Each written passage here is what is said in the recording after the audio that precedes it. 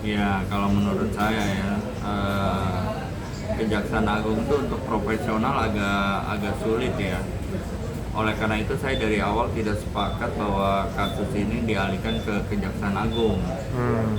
Seyogyanya kasus ini diserahkan ke KPK oleh Pak Jaksa Agungnya tuh. Jadi jangan dibiarkan kasus ini dihandle oleh tim kejaksaan sendiri.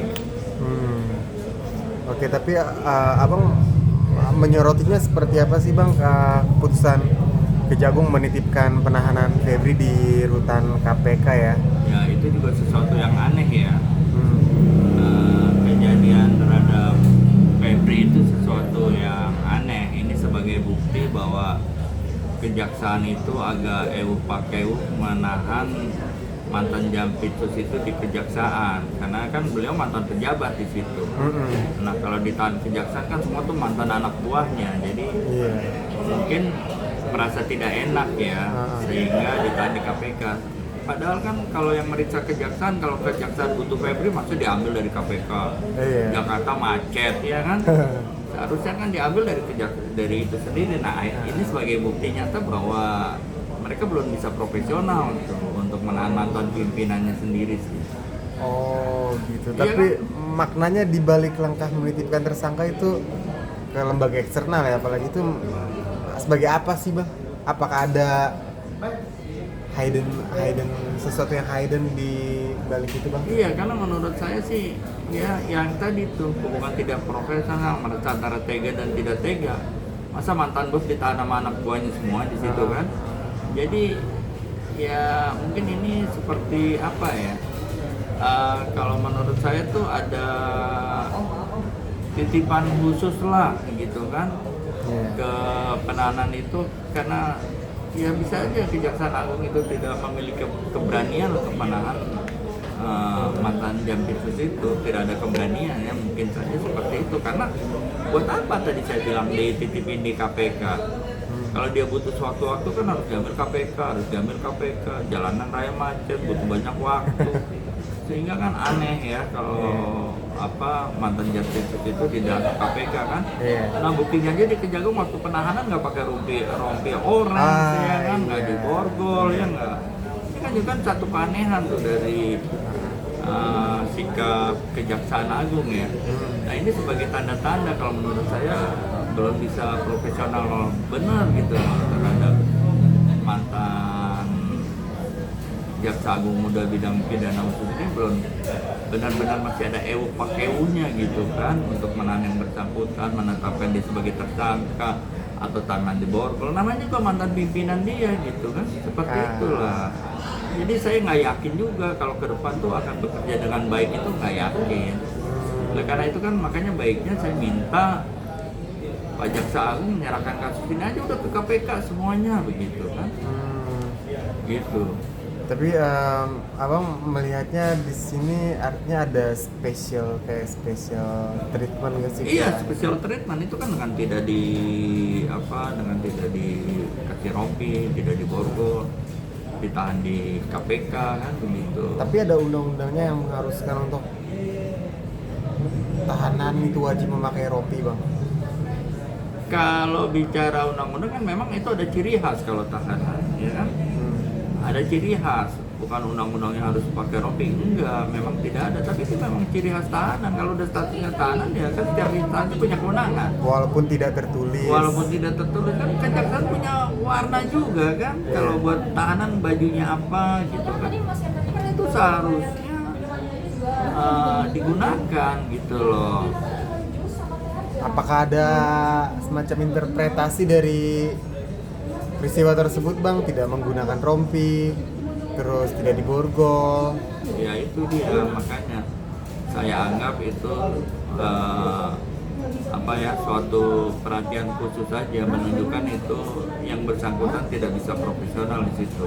Yang bersangkutan itu Ya jaksaan nggak bisa profesional dengan dia tidak menggunakan rompi, tidak diborgol gitu. Oke. Lalu terkait di saat diwawancara gitu dia mengaku dikriminalisasi. Abang memandangnya sebagai praktis hukum seperti apa sih bang? Kalau berbicara kriminalisasi itu, ya, ini bisa kasih saya berikan contoh gampang. Dulu pakai helm, nggak pakai helm itu bukan pelanggaran, tapi dibuat undang-undang tuh, itu namanya kriminalisasi itu. Sehingga pakai helm menjadi wajib, yang dulu tidak wajib menjadi wajib. Itu baru namanya kriminalisasi. Secara resmi.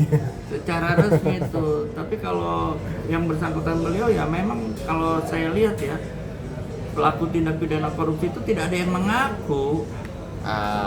Tidak pernah mengaku dia seorang koruptor. Begitu.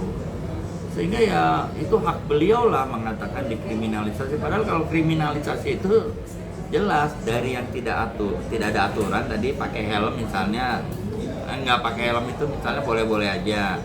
Tapi lalu dibuat aturan, itu namanya dikriminalisasi. Helm jadi wajib, yang tadinya tidak wajib sekarang jadi wajib, itu namanya kriminalisasi. Kalau yang bersangkutan kan saya yakin aparat kepolisian tuh untuk menetapkan yang bersangkutan menjadi tersangka minimal ada 2 alat bukti kan. Seperti itu. Nah, dari pihak kepolisian dari mana dia bisa tahu itu ada bank, ada semacam kayak ada bunker gitu kan di balik tembok dan sebagainya untuk menyimpan aset emas, itu dari mana dia tahu begitu kan? Dan mengapa juga kalau punya orang emas atau uang itu dititipkan di situ juga untuk apa? Kan itu harus penyidikan lebih dalam lagi tuh. Iya. Untuk mengungkap itu dari mana dan kenapa dia yang bersangkutan kok mau aja menerima? Kan aneh, beliau kan bukan orang bodoh. Beliau orang pintar, karena aneh kok mau aja terima uang titipan untuk ini. Lagi pula kenapa harus uang kontan, iya kan? Emang nggak ada bank tuh? Kan ada bank, kenapa tidak ditaruh di bank yang sewaktu-waktu bisa diambil dan lebih aman? Kenapa harus diberangkas ya, bukan banget tuh berangkas gitu.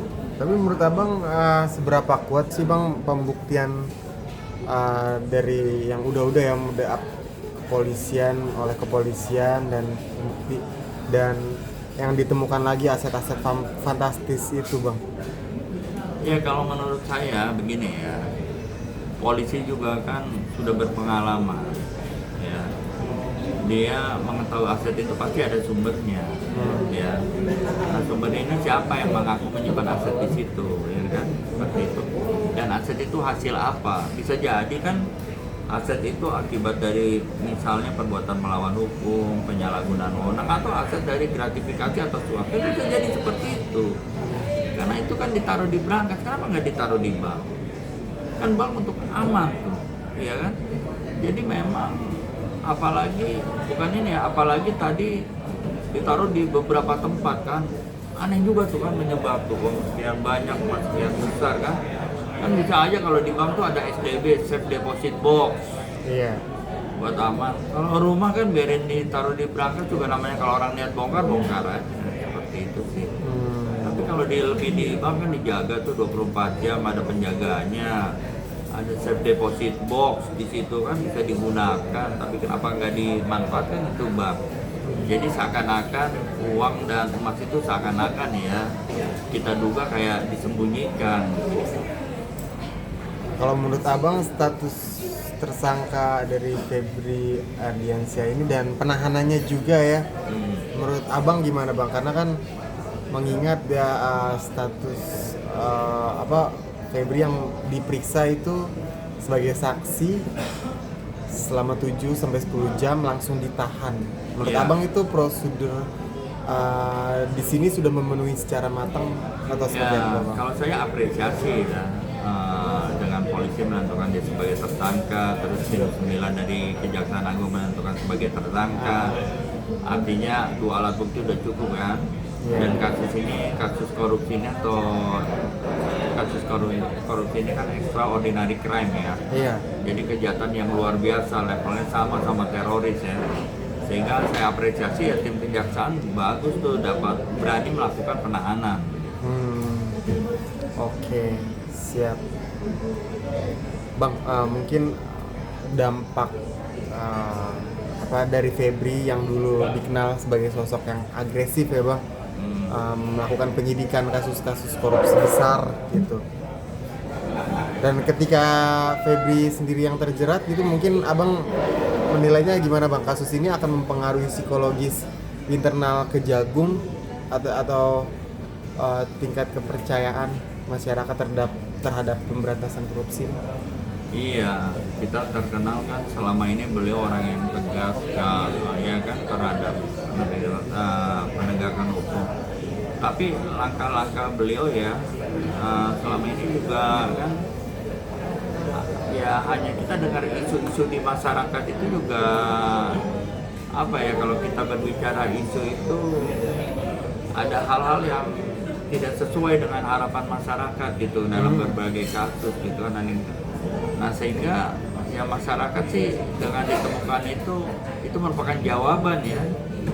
Oh ternyata juga beliau seperti ini gitu. Itu jawaban juga tuh dari ini masyarakat. Makanya oleh karena itu kita ikutin aja lah prosesnya kan.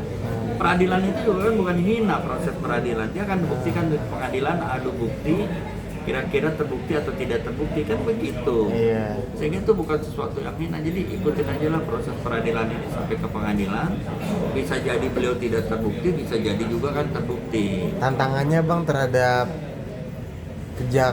tim JPU nanti bang dalam mendakwa mantan bosnya ya. Nah ya itu pasti ada lah tantangan ya, karena dia mantan bosnya kan. Saya khawatir juga dakwaannya nggak maksimal, tuntutannya juga nggak maksimal. Itu kekhawatiran saya ya kan. Padahal beliau sebagai aparat penegak hukum ya, apabila terbukti kan nggak mungkin bisa dihukum di bawah 10 tahun gitu kan. Karena beliau penegak hukum yang harusnya menegakkan hukum, tapi malah dianggap terlibat tuh kalau terbukti kan. Tapi kalau tidak terbukti ya bebas aja kan, bisa diputus bebas kan begitu. Ya jadi yang dikhawatirkan hanya itu aja, dakwaan tidak maksimal, tuntutan juga tidak maksimal ya. Padahal kalau aparat penegak hukum tuh di KUHP kan hukumannya diperberat ditambah 1/3 gitu kan. Tapi nggak tahu nih yang bersangkutan bagaimana nanti kan kalau terbukti. Tapi kalau tidak terbukti ya hakim pasti akan memvonis bebas. Hanya kan dari keadaan sekarang artinya kepolisian berani menetapkan yang bersangkutan menjadi tersangka. Tim 9 juga kejaksaan berani menetapkan tersangka dan bahkan berani menahan ya. Sehingga saya yakin tuh unsur-unsur itu sudah terpenuhi ya dalam pidana korupsi itu. Kalau menurut abang sebagai praktisi hukum, jikalau Febri mengambil langkah pra peradilan seperti apa bang? Jadi kalau menurut saya ya masih bisa tapi ya bang ya? Bisa pra peradilan. Namun kalau apabila ya bukti itu kuat, ya kan, misalnya polisi menyediakan buktinya kuat, itu saya yakin akan menolak pra peradilan dia. Ya kan, tim 9 juga udah membuktikan buktinya kuat, memang benar, pasti akan menolak pra peradilan itu. Ya, terus terkait emasnya punya siapa ya di pra peradilan juga. Ya, nah itu akan membahayakan. Siapa yang mau ngaku sekarang punya emas, itu emas siapa dan kenapa dititipkan, itu kan berat juga ya kan. Saya khawatir jadi bumerang tuh kalau pra peradilan kepada kalau mengaku pemilik ya, akan jadi bumerang. Karena kan emas akan ditelusurin, uang akan ditelusurin. Dari mana sih lo dapat duit? Kenapa nggak ditaruh di bank? Kenapa dititipin di sini? Seperti itu. Bakal banyak yang keseret ya bang, pejabat-pejabat tinggi. Akan banyak, karena nggak mungkin itu sendiri. Kejagung lainnya bang. Akan, saya yakin akan. Karena apa ya? Dari internal yang keseret tuh bisa dari internal, bisa juga dari luar eksternal ya kan? Iya. Dengan harta sebanyak itu, saya nggak yakin Febri itu bekerja sendiri di kejaksaan. Ya kan, mungkin saja bisa dari bawahannya, mungkin juga bisa atasannya, karena uang udah sebanyak itu.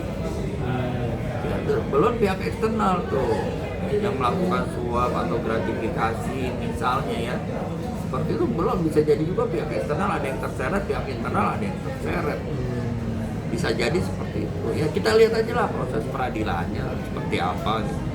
Terakhir bang, sebagai praktisi hukum, abang mendukung nggak bang kalau Febri ntar bernyanyi di sidang? Oh, saya dukung, ya kan, dukung. Makanya saya bilang kalau dianggap ini balas dendam gitu kan, Nah, di masyarakat kan beredar tuh aparat kepolisian seakan-akan dendam gitu kan, karena jenderalnya juga dijadiin tersangka gitu kan. iya, iya. Nah, ya kan ini dengar-dengar di Kabar masyarakat sendiri aja ya kan, Kabar burung. kabar burung seperti itu. Terus juga kejaksaan akhirnya dipidanakan tuh Jampitsusnya kan, kabar burung begitu kan. Iya. Malah saya senang tuh, biarin polisi sama jaksa itu main cakar-cakaran tuh kan. Dalam arti cakar-cakaran tanda kutip ya. Positif ya sebenarnya. Positif Jakarta, jaksa mentersangkakan polisi, polisi mentersangkakan jaksa. Bila perlu kejaksaan balas lagi tuh, mentersangkakan polisi, polisi balas dendam lagi mentersangkakan kejaksaan kan, jadi main cakar-cakaran tuh. Iya. Nah, ini nanti tersisa yang bersih-bersih aja kan. Iya. Oh iya nggak? Kita sebagai masyarakat Ya, ini melihatnya kan positif. Positif, biarin aja tuh mereka saling mentersangkakan kan. Iya. Nanti yang nggak bisa ditersangkakan berarti yang bersih-bersih kan itu. Jadi ada positifnya juga sih kalau ada aksi-aksi balas dendam begitu ya. Itu dari kabar-kabar burung ya. Makanya saya kan sebenarnya kan lahirnya KPK itu karena berawal ketidakpercayaan masyarakat kepada polisi dan kejaksaan. Makanya lahirnya KPK begitu. Tapi sekarang masalahnya yang ditersangkakan kejaksaan harusnya diserahkan kepada KPK. Nah, polisi juga buat apa nih? Menyerahkan ke kejaksaan kan nggak ada di hukum acara, kecuali orang udah tersangka, udah barang bukti cukup baru dilimpahkan ke kejaksaan. Ini pengalihan kan, Iya, iya. jadi buat apa gitu. Oh ya berarti kesalahan ya bang kalau pelimpahan dari